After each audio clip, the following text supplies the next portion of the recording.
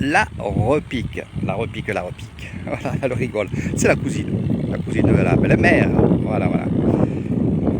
Donc évidemment, oui, les rizières, ça y est, il commence un peu à pleuvoir.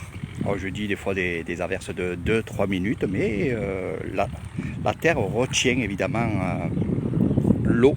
C'est pour ça qu'on appelle ça les rizières aussi. Donc je vous expliquerai évidemment tout sur les rizières le jour que vous serez avec moi, dans ces fameuses excursions, les rizières de Lissane, la vie des rizières, parce que sa vie, vous allez voir des tracteurs travailler, vous allez voir des personnes comme elle qui a du riz dans les mains et elle va repiquer. Alors pourquoi elle repique? Elle repique dans des endroits où il y a des trous. Voilà. Parce que là, on a travaillé à la volée. Ça veut dire que on est allé à pieds nus. Dans les seaux, on a mis du riz. Le riz, on l'a pris avec les mains. Et de là, on l'a dispersé avec les mains, on l'a jeté. Donc on appelle ça à la volée. Et bien sûr, vous allez dire, à la volée, c'est tranquille. Non, non, non, non, il faut savoir le faire. Et oui, il y a une course, il y a à faire, c'est comme ça.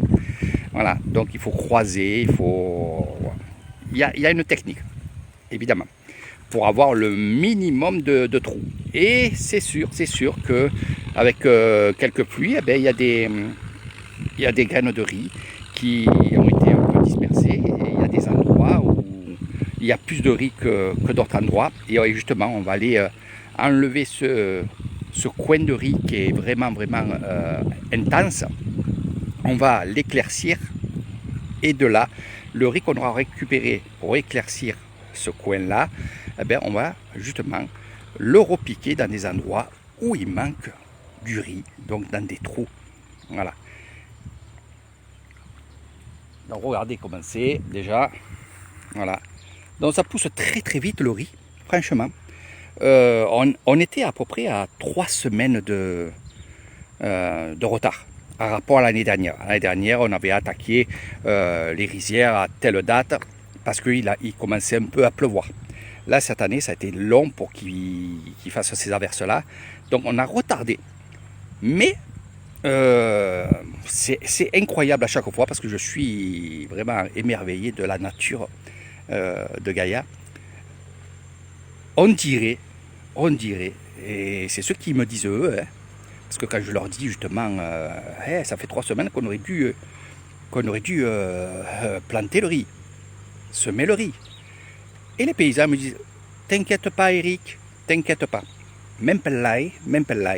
Ça, vous l'entendrez à chaque fois en Thaïlande, même en Nissan. Ça veut dire, t'inquiète pas de problème. Et toutes les années, c'est la même chose, quoi. Mais finalement, le riz, on dirait qu'il pousse plus rapidement. Je sais pas, c'est incroyable. En fait, je dis plus qu'on est en retard, mais justement, donc, je vois que le riz, eh ben, il pousse très vite, quoi. Puis, il faut comprendre vraiment comment on travaille les paysans, comment ils réagissent. Il y a ces terres-là qui sont déjà prêtes. D'autres terres qui sont en train d'être prêtes avec les tracteurs. Et il y en a qui sont en attente. Alors aussi, pourquoi on fait ça? Parce que si tout le monde, à la même période, à le même jour ou la même semaine, on sèmerait le riz serait mûr tous en même temps. Et on n'aurait pas le temps de cultiver le riz avec les rizières ou à la main. Donc il y a ce décalage. Et franchement, c'est ce que j'ai compris au tout début, pourquoi il y avait ce décalage et pourquoi il y en a qui attendaient, il y en a qui étaient en avance, ainsi de suite. Voilà. Donc il y a tout ça. Et c'est pour ça que je vous dis, il y a beaucoup de choses à dire sur les rizières, sur cette étendue de rizières, parce que là, il y a des hectares de rizières, énormes. C'est immense.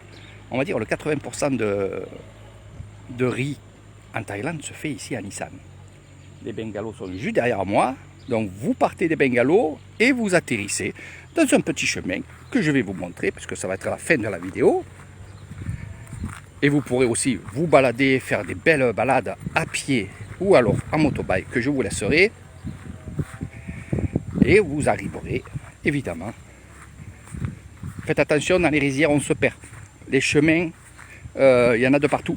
Par contre, ce qu'il y a, c'est que même si vous vous perdez, vous arriverez toujours à un village. Voilà, il n'y a pas de souci, il y aura toujours quelqu'un dans les rizières. Toujours, toujours. Voilà. Donc regardez, voilà. Moi j'ai mon petit carrosse là, avant que j'achète le tuk-tuk. Petit chemin comme ça, que vous prendrez à pied. Là on fait 500 mètres et on est justement dans les bungalows. Et on est dans le village de Banonsao. Voilà, Banonsao. Vous ferez des super balades franchement. Là maintenant, c'est pas que je revis, mais je vois encore cette couleur qui va dominer. C'est extraordinaire. C'est des jolis clichés qu'on n'oublie jamais, mais dans la tête. Pas que dans les photos, pas que dans les vidéos, mais parce que ça rend pas pareil. Franchement, ça rend pas pareil. Mais quand vous y êtes, c'est énorme, quoi. C'est énorme. Voilà, mes amis, je vous fais de gros bisous. À très bientôt.